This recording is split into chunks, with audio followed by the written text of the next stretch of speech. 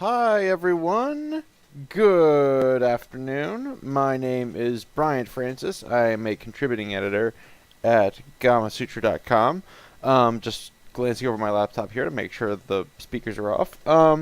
Welcome to the Gamasutra Twitch channel. Normally this is a place where we bring on smart people who make games to talk about the art and business of making games. Not today. No, today I found the dumb people. Yes. I just only found dumb people. I am, unlike normally, when I'm normally just a voice inside your head, today I have evolved into a slab of humanity down here in my tiny box. But above me are two other people in bigger boxes, Alex and Chris. Chris, introduce yourself. We haven't seen you in a while. Yeah, thanks for having me back. I'm Chris Graft, editor-in-chief of Gamasutra.com. Alex, who are you? Hi. I am Alex Waro, an editor at Gamasutra.com. And I'm worried about this lighting situation. Is this weird? Can you tell that I'm in a closet? You're good now. Yeah? You're good Yeah. now. All right, cool. Good. Yeah. Your closet status has always been well known. It's very foggy here. Accidentally saying something else. Sorry. Anyway, welcome to our 2018 predictions discussion. We are here today to make ill-advised predictions about how the game industry will perform in 2018. It's going to be weird because I went back and watched our 2017 stream, and I was like, well, technically all these things were topics, but like we had no idea that some of the biggest things being discussed in games in 2018 would be discussed last January. So here we are. We are at the start of a new year, 12 days in, not even 2 weeks. I feel like things are already spooling up, but before we get started, I'm going to ask Chris and Alex if they want to revisit some of our predictions from last year, because if they do, I have a rundown. Yes. Do you? Yes, please. Do you? I think that last year's we talked about Nintendo Switch for like 45 minutes. It was 30 at least. Yeah. Yeah. We talked about the Switch. And we're going to do the same again this year. So. Yeah. We talked about the Switch and we talked about Nintendo's mobile prospects. I guess I have a graphic here for that, although I was saving it for later. So last year we talked about the Nintendo Switch and predicted it would be a huge success. We were right. We got that one right at least. I don't think anything was unexpected about the Switch's success last year. I think the only thing that surprised me over the course of the year was how quickly indies would fill up the platform, to the point that by the end of 2017 we were running stories about indies worried about a new indie apocalypse on the Switch, aka there's too many games, so you're competing. But that being Switch said, apocalypse, yeah. Switch apocalypse. Yeah. Every indie I know who's shipped on the Switch is really happy with the numbers, has talked about the numbers outperforming Steam.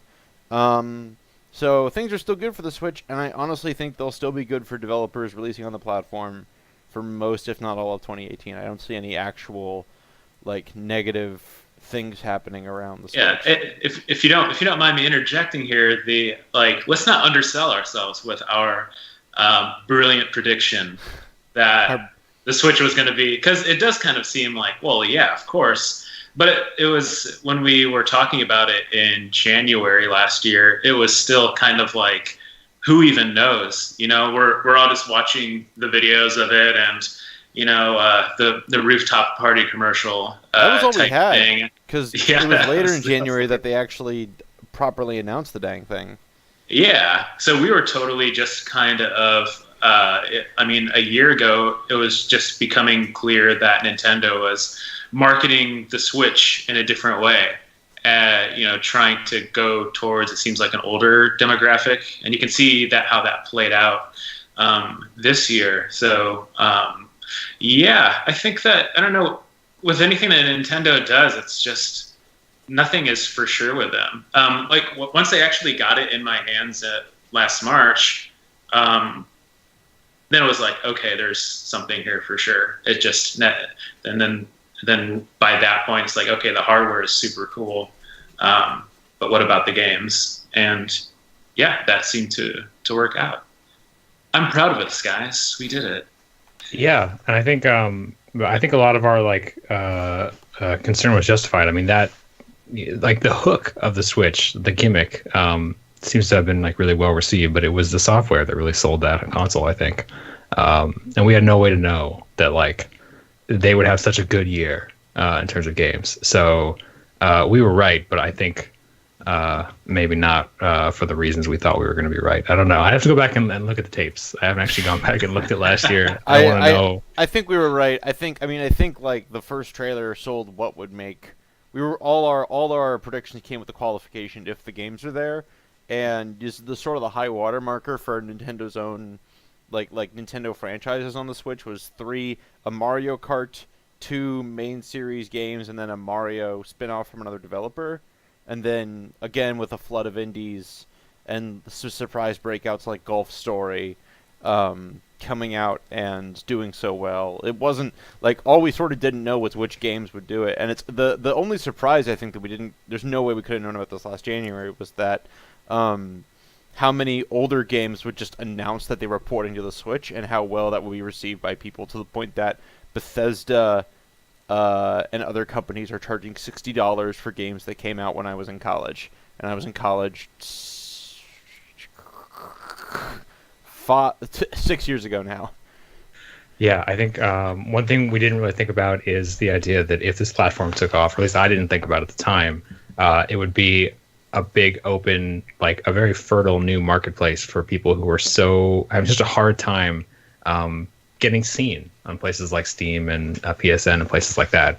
I didn't think about that at all, that I remember. And seeing that happen so quickly was maybe one of the most striking parts of last year. Yeah. And I expect that will be something we can look forward to this year, is that continuing, that Switch marketplace just continuing to just fucking overflow with games. Are we allowed to curse on our stream? Yes, I've never actually thought about that before. Okay. Yeah, we are. Sorry. I just can't, like when I'm talking about Nintendo, I just can't help but drop the F-bomb a few times. Really quick, I don't think we entirely nailed our predictions about mobile. I think Nintendo's big mobile innovation came in 2016 with Super Mario Run, but that came out like right at the end of the year. What was our prediction with mobile? Weren't we just kind of non-committal about? We were bullish about their prospects, but I overcommitted on. I think Nintendo will try its best to not just play like that. They will try to move the free-to-play needle away from like sort of broad exploitative free-to-play and into other stuff. I don't think they did. I think their DNA partnership has worked well from a business standpoint, in that now their 2 mobile games of 2017 were basically like very polished versions of what is also out there in the mobile free-to-play market, and so I overcommitted on that, I think, but they're definitely making money at least. So yeah, I mean, I don't think that you're too far off the mark. I mean, yeah, their stuff isn't hardcore on the monetization stuff, I've checked out both games, and it's a little. It's not as painful as other games, but it's not as pleasant as like Super Mario Run was. Yeah, not as much as that, but like it's not going to be like the stuff the same level as like Supercell will do it. But it seems like, and I haven't checked the charts honestly in a while, but like Fire Emblem Heroes just seems to be just a steady, stream. Yeah. I don't know how significant it is money-wise, but it's worth it. I mean, it's good that Nintendo's console business is clearly taking off again. So the mobile is supplementary to that, of course. Yeah. So, yeah. I will briefly mention some of our other predictions before we get into 2018. We made some predictions about how developers would do on Steam if the new Discovery engine would improve people's odds. I think Steam on 2017 was the same as Steam in 2016, which is, it's hard to sell your game there, but it's still the place you need to be to sell your game if you're selling your game on PC. So I think nothing changed overall. It accelerated. I mean, Steam Direct came around, so like 2016 wasn't like a full year of just an onslaught of games. It really ramped up in the latter half of the year. But 2017 is just it was just full on. Like it's getting to look like. I mean, everyone says this, and it's kind of an easy prediction to make, but it's looking more and more like a mobile app store. Mm-hmm. Alex and I were just going through the releases, and it's just yesterday looking for ideas on stories and articles, and it's just it's no joke. It's just the fire hose is open, and then on top of that, you also see entrenched top sellers. I mean, obviously, like PUBG is up there, and then there's just kind of the typical games that are just going to remain in that top 10. So yeah, it's looking more and more like a mobile app store. Yeah, it's hard to see that changing. I mean, there was a minute there when Steam Direct was starting to spin up, where it was like, oh, maybe this will change for the better or probably for the worse. But it doesn't seem to have made any significant impact. It's only been out for a few months, so we'll see how that changes in the year to come. But like, it just seems like it's just a crapshoot at this point. Getting your game noticed on Steam, unless you have like a really solid or interesting marketing strategy. So I don't. Yeah. I think that seems like a lost cause. I think the answer for developers is kind of the same it was before: is like build your community through other platforms and get them to wishlist your game on Steam. Like make sure you have a solid hook, and pray that somehow that works out. I guess. Sorry. Go ahead. I was going to say the only thing I've heard is that like the number of Steam reviews you manage to garner is a roughly solid way of tracking or projecting how well your game is going to do. But other than that, I have no advice for you developers. No advice at all. Yeah, like you mentioned the algorithm, and I think 2017 is like when I just become disillusioned with the algorithm in general of the algorithms of anything. All algorithms everywhere. Yeah, I mean, sure that there are examples of some developers who, like when the Steam algorithm, the discovery algorithm was first put in place, and they're like they see little bumps here and there, but it's absolutely not something to be relied upon. And just like it has been for the past couple of years, Steam is a almost more just like considered more of a distribution platform than and not a marketing platform. Yeah. So yeah, certainly not the main marketing platform. I'm going to keep us rolling along here and jump over. So we made a big hay last year about HTML5 games and whether their presence on mobile and Facebook Messenger would be a big boon for developers. I didn't hear any more stories about that in 2017, so I'm going to call that a miss. Subscription services on the Apple Store, I thought that was going to be a bigger deal just because I'd already seen like primitive versions working in a bunch of mobile games. Maybe that'll still stick around, but there was almost no news activity about that, or like didn't seem to be a big financial model worth paying attention to last year. For virtual reality, which we're going to revisit today with our 2018 predictions, it did okay. It did just fine. I think we got some cool new tech. I think it's interesting that Quill, we're going to even talk about, I guess let's start with our 2018 predictions by revisiting VR. I think it's interesting that Quill has garnered so much hype. Like, that's the first VR game I think I've seen actually get people's attention.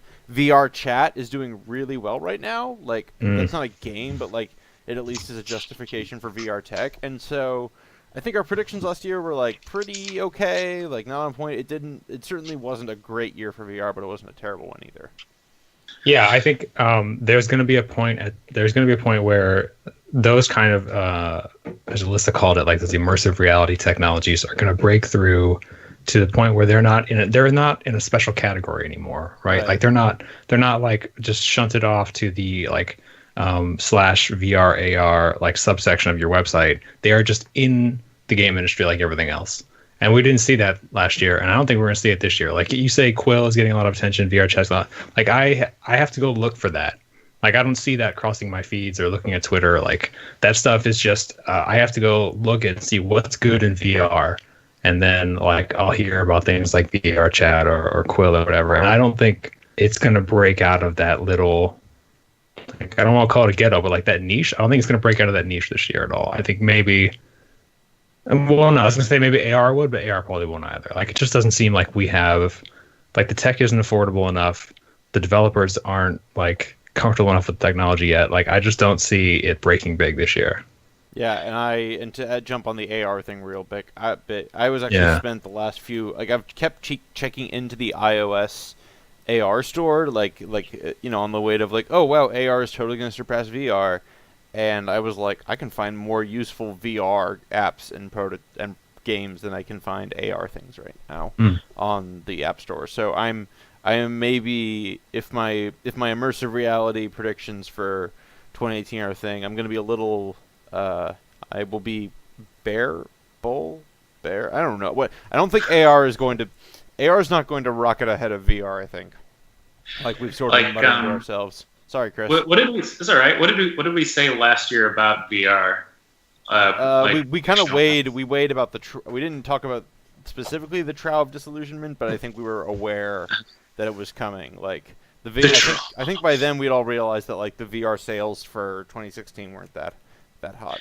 Yeah, yeah. I mean, I think 2017. Like, and I'll go on to 2018 predictions here, but like for VR, it was it just kind of like rooting out the true believers, the people who are intending to build a business on it, and separating out the people who are just who are just part of the superficial gold rush of it. Yeah.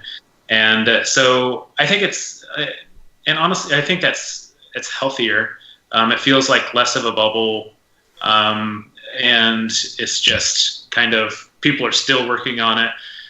There was the Vive Pro that was just announced at CES. He got an official HTC Vive wireless adapter, which is very important for the progression of these PC-based high-end VR systems. So I think it's good. I mean, it's going about how I would expect. People are going to still keep on plugging away at VR. And I think the stuff like AR Core and AR Kit, some of the stuff's like cool. It's not. It's kind of like there's no killer app type thing. So there's just a lot of kind of novel, gimmicky stuff right now. But it's pretty neat what people are able to do just with the mobile camera. They're not using Tango or anything like that, or any of the fancier room. I don't know. I can't remember what you call it, like the room building reconstruction software. So, being able to make something like AR and VR mass market, obviously that's the key. The coolest AR app I've seen so far is a X-Wing Miniatures AR thing that uses your phone camera to calculate if you point at a table where you have a ship set up. It'll calculate movements that you input to the device, so you can predict where your ship is going to move. And that's the most useful thing I've seen. That's actually really cool. I wonder if I haven't checked in on it, but I wonder if there's like some D&D stuff already in the works where you can like, or just tabletop stuff in general where you can like look at the board and then overlay data and stats and stuff. Tabletop devs, get on it. Please. Yeah. That'd be cool. I want to keep the ball rolling just because there's no way we can run over today. Let's talk about... Oh, I forgot to mention that we last year we were talking about the mid-generation consoles, like the PlayStation Pro and Xbox. The Xbox. Yeah. I do know... So if we're looking back at last year, I know that our Xbox story was one of our biggest ones of 2017. Thank you, Microsoft. Thank you, based Microsoft. I think that's important because it shows how developers were interested in this tech. I think it's just gonna weirdly just phase out the old Xboxes. Like Microsoft's already phasing out the Kinect and like some of the other Xbox One silliness that like launched in this next gen console generation. And I think eventually it will just be if you want to buy a PlayStation, you're buying a PlayStation 4 Pro instead of the PlayStation 4. Yeah. So that begs the question, like, when do we see the next one? Like, do you think it's this year? Do we start talking about a PlayStation 5? It seems early to me. Yeah, it feels early and it feels quiet. Like for them to go hard on the next generation this year would be to undermine last year's like mid-generation push.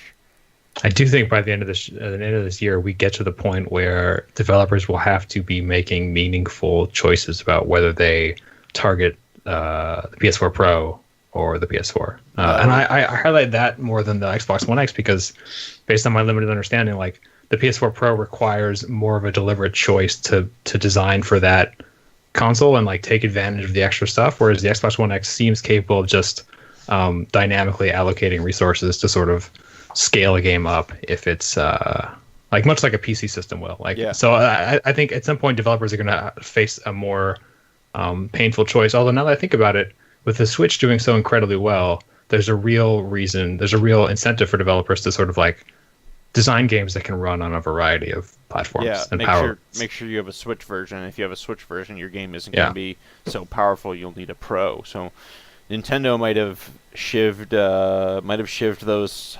At least the PS4 Pro. I think Xbox will do okay. Xbox is weirdly like the only thing salvaging Xbox's market prospects a little bit. I like my Xbox. Yeah. I've been spending more time with it. Just long walks. No, like it's wheel it down to the beach. I don't. By the way, I don't have a graphic for this, so I apologize. I'll pretend. I do. I really do appreciate like how the idea of going back as many generations of Xbox software, making it as compatible as you can. Yeah.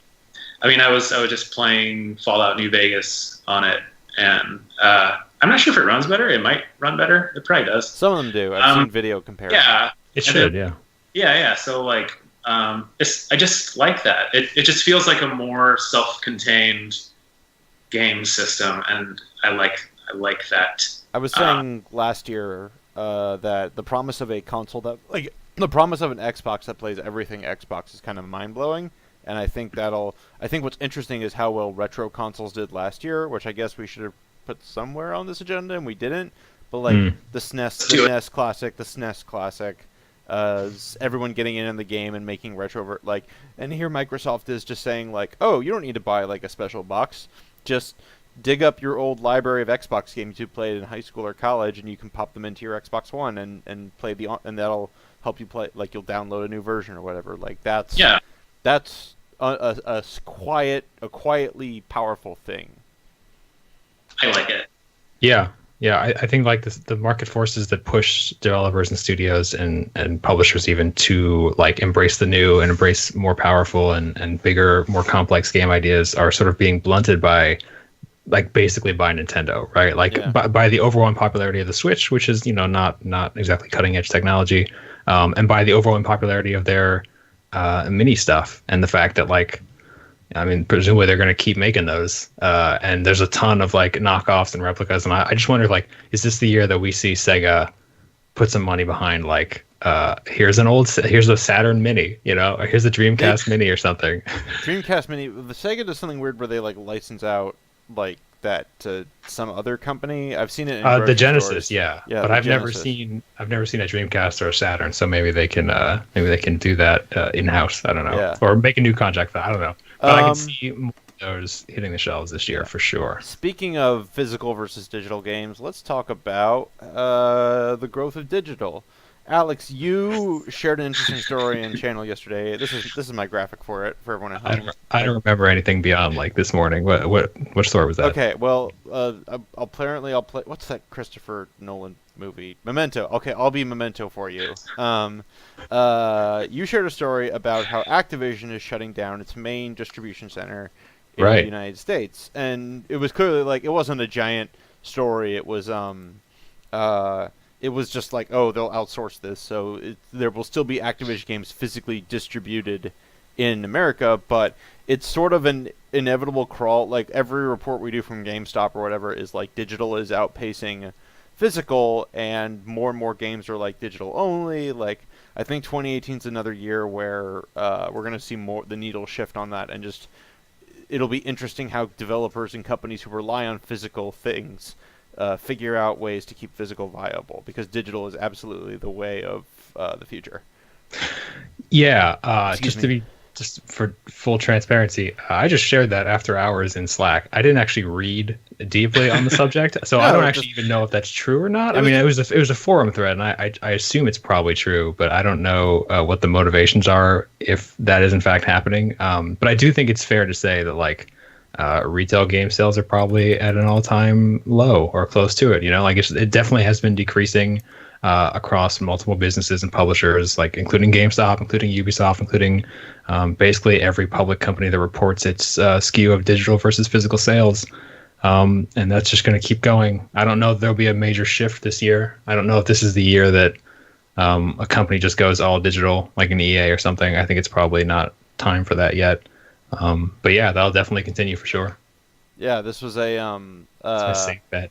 This was a MarketWatch story.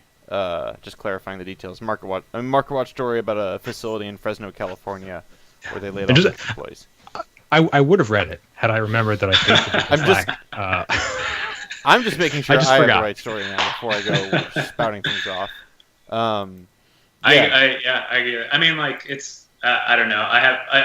It's the same trend that's been happening for the past couple of years. But as long as hardware companies are still shipping these consoles with a cartridge slot and a disc drive, then people will still buy. Yeah, it'll be interesting if the console makers ever walk away from that.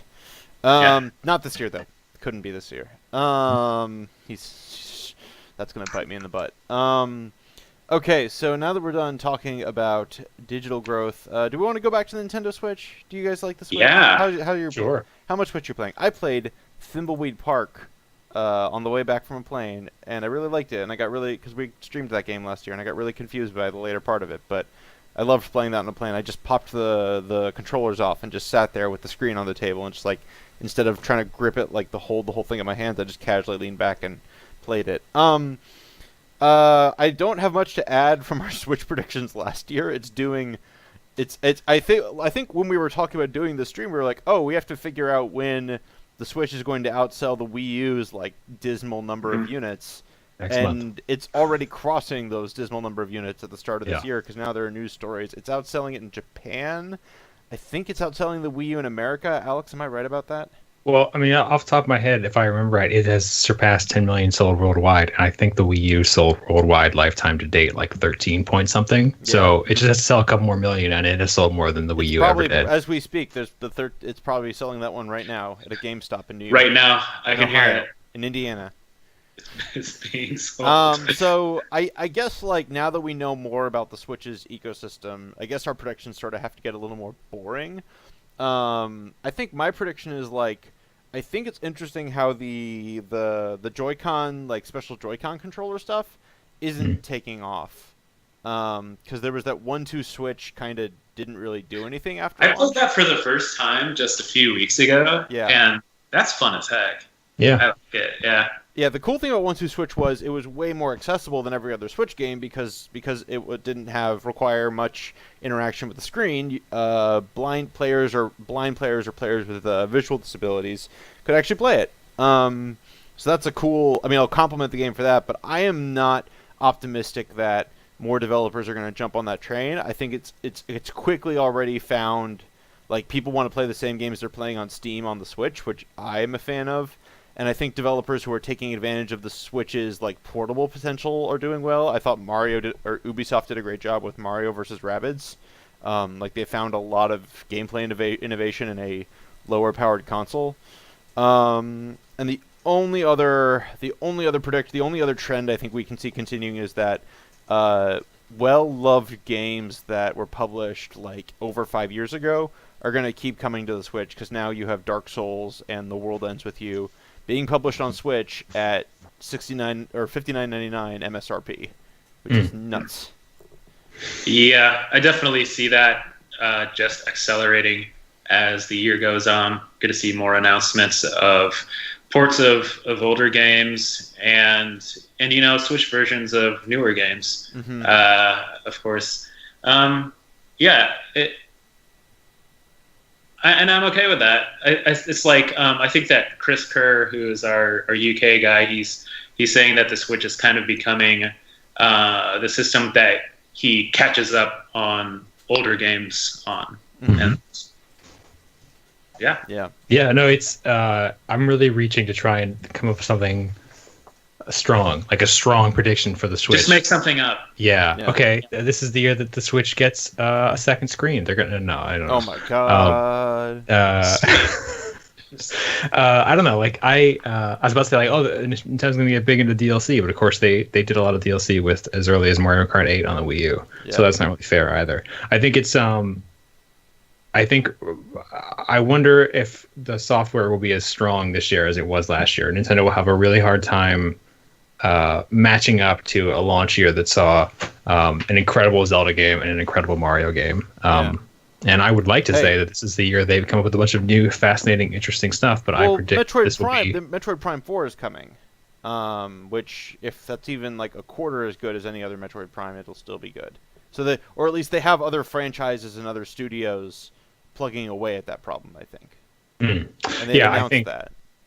From the outside, like not being I've never been big into Nintendo, but from the outside, like Metroid Prime, as well loved as it is, doesn't seem to have the same popular culture, like pop culture appeal of Zelda and Mario. So I think they almost don't have anything left that they could use to have such a strong year. So I predict this will probably be kind of a down year for Nintendo software, but I hope I'm wrong. Like I hope they do amazing stuff. That'd be amazing. That'd be Hopefully, fantastic. a down year for Nintendo software means an up year for third-party publishers. Finding good room to get good stuff, and if you're not competing with a new Zelda to launch your game, then launch your game in the year when Nintendo's not. You're not competing with Zelda. I feel like the game Zelda hurt the most was Horizon, right? Because like, I think Horizon did great. No, I think you're right. I mean, yeah, it did fine, but I mean, there's a lot of people, including myself, who, I still ended up getting it, but I really put it off until I beat Ganon, basically. I think luckily, I think Horizon was lucky that there was a Switch shortage, or not. Like it wasn't as bad as the Wii shortage of 2007, but yeah, I think they did. I think that actually weirdly helped because people who were not super into the Switch and then got into the Switch later had time to play Horizon. Yeah. It's like so 2018 you mentioned stock of Switch. I'm going to take that. I'm going to say that Nintendo's going to have plenty of Switches in stock. The sales are really going to accelerate. I don't think that they've made any predictions beyond the current fiscal year, which ends in March, which I think they were saying 14 million. Yeah. It'll just keep on going and going faster and faster. There's going to be a bunch of indies going on it. It's not going to be, Indie-pocalypse level, Steam-pocalypse level, just because Nintendo's more. It's a closed platform. But yeah, there's going to be more competition on it, but it's still not going to be as crazy as other digital marketplaces. I do predict that 2018 will be the year. Later in 2018, someone will write a Gamasutra blog saying we launched on the Switch and our sales did not they weren't comparable. And no one downloaded it. And no one downloaded our random troll game. That happened last year. That random troll game. Do you think this is the year that they stop making the DS? It's got to be coming, right? Either it's coming or they're going to announce a new one. But I think they just announced Detective Pikachu, and there's still some stuff there's still some decent stuff that's on the 2DS horizon that I think the 3DS could go away, but the 2DS is absolutely going to be alive for a little longer. Okay. I like my 2DS a lot. I've been playing a lot of it. I have it right here. Do you have the tablet one or the foldy one? You should just start. Oh, I guess I was playing like the 100 mini games thing. Sure. Yeah. Yeah. Is that out yet? Yeah. Oh, okay. Not this. That came out last year, right? The Mario Party thing. Okay. Yeah. I was like, we're gonna break Mario. Aren't you up on the latest Mario Party release? Come on, man. Come on, man. So it's like I don't know. I played it a lot, like 2DS/3DS stuff last year, and I hope that it doesn't go away with the 3DS. As far as this year with the 3DS, I don't know. There's so many of them out there. It'd be kind of hard to just, be like, Yeah. There's just gonna have to weigh like the business of it, like does it make sense for us to make any more games or support this? Someone read an article somewhere asking about what would happen if the DS model finally went away, and how many companies, like, and how many tech innovations out there because of the dual screen would slowly fade away as well. And I thought that was interesting, but at the same time, I can't see them in January announcing new things for their DS titles, and then by December saying, yeah, that's funny. I was just thinking about this yesterday. Yeah. What tech innovations came from the dual? I would think like design innovations from games, right? From dual screen games. Yeah. Like, what tech innovations came out of dual screen consoles? Don't have an answer for you. Got to move on. We need to talk about predictions. We can just make stuff up. Yeah. Battle Royale. 3 screens. Oh, okay. 3-screen Battle Royale. Let's do it. Yeah, they're going to be. This is the year that Battle Royale on 3DS. A major franchise gets a Battle Royale mode, and there are a lot of clones. Like, whether it's Call of Duty or Battlefront or Battlefield, something is going to just take Battlefront Battle Royale would be amazing. Yeah. Star Wars Battlefront Battle Royale. Like 100 stormtroopers dropping on an island, can't hit anything. 100 Gungans just going all the way down. 100 Gungans. Only one can stand. I'm gonna. Okay, so I'm gonna add. Okay, so I remember making a prediction about the year that MOBAs would stop being like you couldn't make a new MOBA, that the MOBA market was full. I think 2018 is going to be the year. I think I agree with Alex in that like a major franchise is going to do this. I think what's interesting is that the Battle Royale phenomenon is not just about like fast follows. It's also about adapting your existing games, your live game, to have a Battle Royale mode, which I've been really surprised. Like Paladins got in on it, and I was like, Paladins was supposed to be an Overwatch like fast follow, and instead it's now a Battle Royale fast follow, and I expect it'll do just fine, because I think what PUBG, what Fortnite Battle Royale has exposed is that PUBG is a really cool game, but people want different flavors of Battle Royale out there, not just one drop on an island and run around naked game. So I think my prediction is 2018 will be a big year for Battle Royale modes, and then by 2019 the door's going to close. It's really that fast. I remember the mark. I remember watching MOBAs and going like, that's it. That MOBA's going to go. That MOBA's going to go. That MOBA's going to go. I think this is if you're working on Battle Royale mode, get it out this year or you're just done. Mm. Yeah, like with MOBAs, you can't just. I'm not saying like, oh, it's easy to make a Battle Royale game if you already have an FPS, but it's easier than making a whole like MOBA, and then so there's a little bit more opportunity for that. I think when the clock strikes midnight and 2018 comes to a close, that PlayerUnknown's Battlegrounds is still going to be #1 on Steam. That's about as specific as a prediction I'm going to make.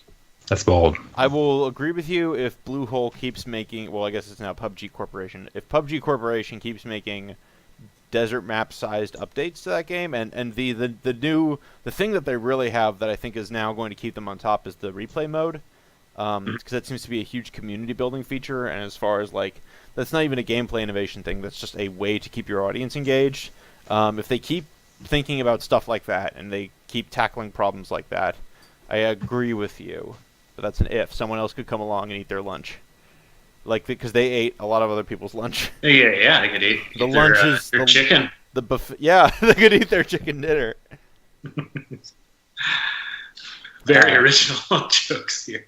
Alex, you got any more Battle Royale? You got any more Battle Royale thoughts?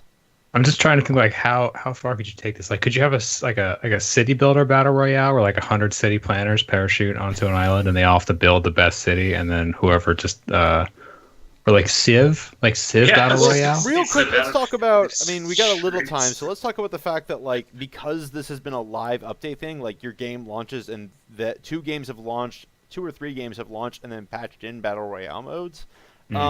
Let's talk about the fact about this is an interesting trend of game structure being flexible enough that you can make that kind of change, because as far as I know, Paladins wasn't like maps this size didn't exist in Paladins before this. So the idea that their architecture was flexible enough that they could introduce servers that could accommodate that many players is interesting. And I think it maybe we should be concerning ourselves with the fact that developers are going to try and there's now an encouragement to experiment with your live game and introduce new game modes that are way outside what you sold your game as. That's kind of that would be cool if that kept up in 2018 beyond battle royale modes. Like you launch a MMORPG or you launch like an online arena game and you somehow have room for like something else. I don't know. My prediction ability I don't for a second. Alex, you look like you want to say something. Like you want to shoot. No, I mean, I was just gonna add context. Like you, yeah. I mean, I would normally say what if a big game, a big persistent game like GTA 5 added an MMO, but they were one of the first ones to do it. So I think that's a pretty safe prediction. That's already well in hand. I wonder what the most outlandish game will be. Like, someone needs to patch a dating simulator into their live other game. Like, Dream Daddy needs to get patched into a Dream Daddy type game needs to get patched into like, I don't know, someone's online shooter thing. Like, create a hub Dream area. Daddies. Yeah. And you're all like add dating systems to your online game. That could go so far south. Please be careful if you do that. 100 Dream Daddies parachute onto an island. Yep, and the last one left standing without a hot date. Well, there'd be two, I guess. Well, I mean, I don't know. I don't want to tell people how to live their lives. Maybe there'll only be one. In which case they win. But they lose. But they win. I don't know. Everybody wins in a dating simulator. Yeah, I think these are all like, sort of in trying to think about what we could say about the year to come that would be helpful or interesting or just fun and illuminating. I think we've given up on that. It's, I mean, like honestly, like it just Dream Daddy. Yeah, everything that was big in 2018 except for the Switch was a total surprise. Battle Royale Battlegrounds being the number one with a bullet surprise. So I don't I see 2018 going much the way 2017 has, except there will be more games on the Switch, and there will be some new ways to do VR. But whatever actually ends up being a huge deal will probably be a total surprise. That's my prediction. Is I will be totally surprised by something that I can't anticipate. I'll ask about. Alex has interestingly jumped into the last general prediction stage before we're done with all our sort of pre-existing discussion points. But you're gonna love me, guys. How much do you all want to talk about? Oh no. Blockchain. Oh yeah. Oh wow. Yeah. Actually, I'm glad you brought. I don't want to talk about blockchain, but I know we're gonna have to. I don't want to talk about blockchain. And I feel bad for not wanting to talk about blockchain because that makes me feel like I'm letting my perceptions about media coverage about the technology influence my analyst brain. But at the same time, it's so frustrating. Okay. Do we just for the folks at home? So blockchain technology refers to the process of, and correct me if I'm wrong on this, refers to the process of dedicating your GPU to creating like the secure transaction or mining the currency that then the more computers mining a currency, the number of currency in an ecosystem goes up, and therefore the currency's value that adds affects a cryptocurrency's value the same way that the amount of a normal currency in an ecosystem affects it, like inflation, deflation. That's why you have all these stories about Bitcoin shooting up and everyone's investing in Bitcoin. And I heard a clever thing on the radio yesterday, which is if your taxi driver is telling you to invest in Bitcoin, that's when you need to stop investing in Bitcoin. In general, I think cryptocurrency is obnoxious because the way the media coverage has either been pitched as a get-rich-quick scheme or a means of subverting ordinary transactions.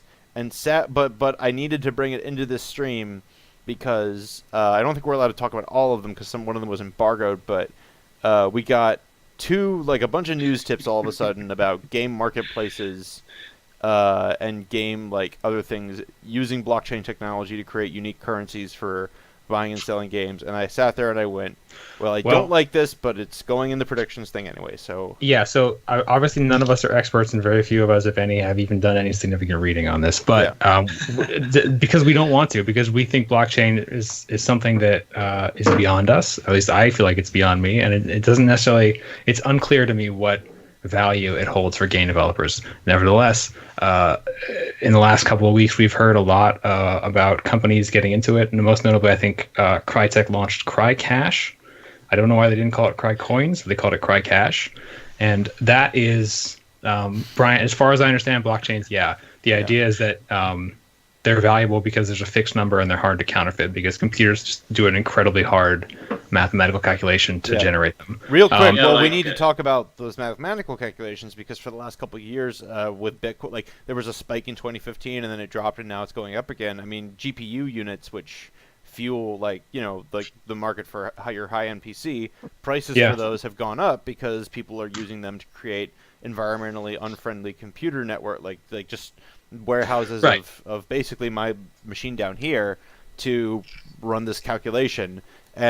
So there's an environmental impact about blockchain when you're talking about it, and there's a cost component. So weirdly, that's going to affect our business. I feel like it should not be understated that video card prices are going up thanks to this movement at a time when we're talking about low-powered games on the Switch.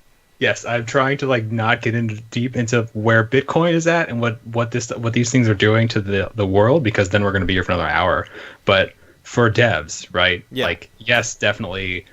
In a weird way, the cost of very high-end PC components has skyrocketed, especially GPUs. So if you happen to be building your own dev machines and doing that kind of stuff, that may impact your business. But for the most part, it's not going to impact your player base because most devs, as we mentioned, are working on in a narrower spectrum of performance. Yeah. But what's interesting about CryCash that I remember, at least from reading the article, is that and the press release, is that they look at it as an alternative to user acquisition funding or purchases, right? So rather than buying a bunch of ads or whatever to try and get people to come play their game, their free-to-play game or what have you, they will have the people generate, by playing the game, I think they're generating this Cry Cash, and then they reward people who are playing this game for free with little bits of Cry Cash.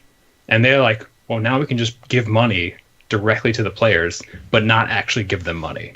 And that, in a way, is going to be way better for us than buying ads. And I find that fascinating. I don't know if that's going to work out that well.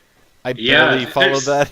Sorry. That's where it there's some places. I know there's one company. And some of these, it gets a little bit, not a little bit. Some of it's totally gray market. I'm not saying that CryCash is, but there's definitely some that use cryptocurrency and implement blockchain to facilitate the exchange of virtual items. So then you start to, it's almost, to me, and again, I'm not an expert on this, obviously, that it's kind of reminiscent of gold farming and real money markets and things like that.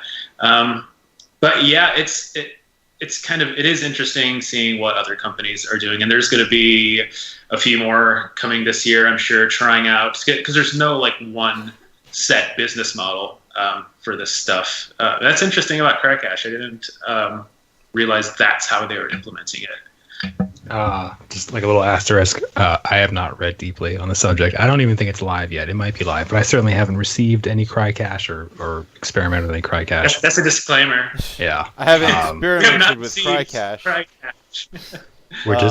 Do you vape, Alex? Do you cry vape? Not yet. I'm thinking about it. It's 2018. It's the whole new me. This is now the vape. You got the beanie. You got Bitcoin.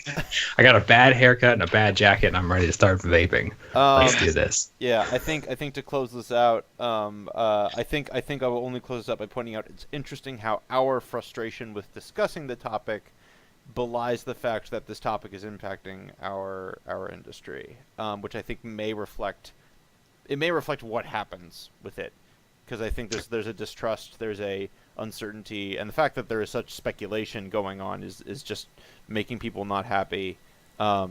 Those are all going to be parts of what we're discussing as we discuss about blockchain.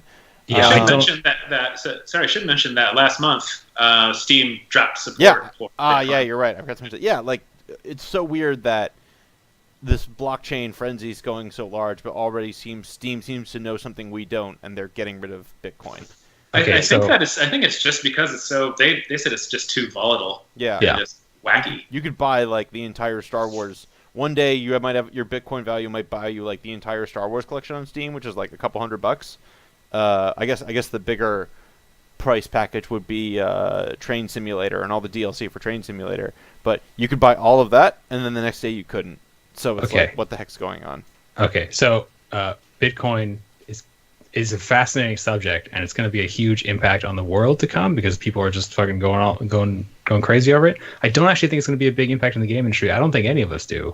We just think it's something we should be brushing up on for this year because people are going to try it. I think what is going to be a big impact on the game industry that we should talk about is loot boxes and pricing models. Yeah, and the way that like that. If we're going to start talking about like Bitcoin and video games, like I'm for it, but we should spend this time talking about how we think the industry is going to change its tune or not. Given what just happened in the last 3 months. We have 7 more minutes to discuss that. Yeah. I think they're not going away, but I think people are going to dial it back a little bit. And by they, I mean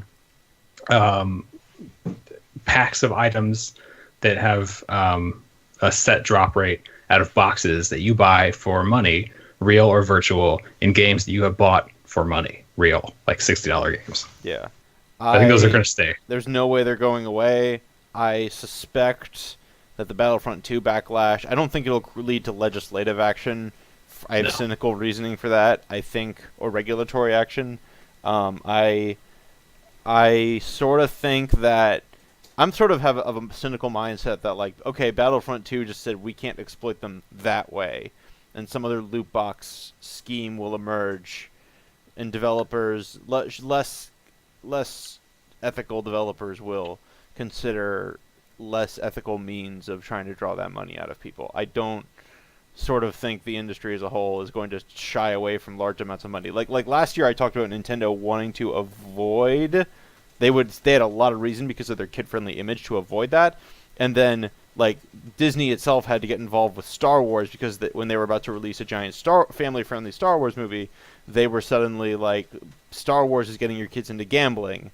And they were like, what? So if even that isn't enough to like dissuade developers, like, I think we're in for a rough ride still. Although, like, let's be honest. I mean, Disney had to be involved with that game every step of the way. So there's no way they didn't know about those loot boxes. They just didn't anticipate. They thought they knew what was happening. They just didn't expect. They knew all along. They did though. Like, it's pretty obvious though. Like, you know, I agree with what you all are saying, and just I think maybe 2017 was the year to find out what they could get away with. Yeah. And then now they have kind of that marker there. And did a porg just show up? Yeah, I'm dropping sad porgs. I kind of got that in the corner of my eye at the stream running. And then I don't see self-regulation happening even. No. I don't see legislation happening really. I mean, the whole topic's kind of gone away. Europe might do something. European EU regulatory bodies might do something. That's my best prediction. Yeah, but I mean, like, you know, probably the most prominent self-regulatory organization in the U.S. as far as video games goes is the ESRB, and they don't care. They've already washed their hands. They've already said that. Yeah, and considering, I'm going to throw this pot shot out before I move into the ending part of the show. Like, given that our Congress can't even pass kids' health care, I doubt they're going to get to this. Now I'm sad.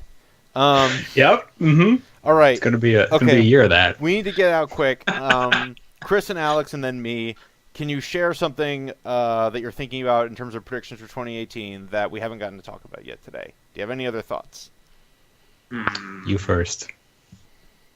Either one of you. I got something. If you just want me to go, I mean, we've kind of like... you give us an example. All right.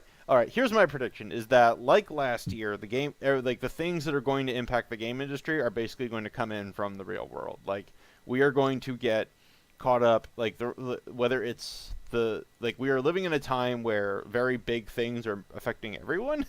Like, and everything from immigration discussions to the economy to other forms of world events may impact the way our industry handles things or things that we do, because I want to talk about very specific things, but I don't think, in light of the sillier things we've talked about today, I don't think it would be fully appropriate for me to. But all I can say is, like, 2018, like, we've had fun today talking about numbers and battle royale and cryptocurrency, but our industry will be grappling with some very real shit. So I hope we're all ready to grow up and deal with that as it comes. That's my take. That's more like advice than a prediction. People tell me I give good advice, Chris. Do you want me to? My prediction is you're gonna give advice. Yeah, like a prediction that I have is that it's I don't know. I feel like 2018 is just gonna be a bigger version, like a bigger, badder, more explosions. Oh, no, hopefully not another really. Nice. Sequel to 2017. 2018 is gonna, as far as the game industry goes, is gonna be like 2017 Part 2. Electric Boogaloo. Yeah.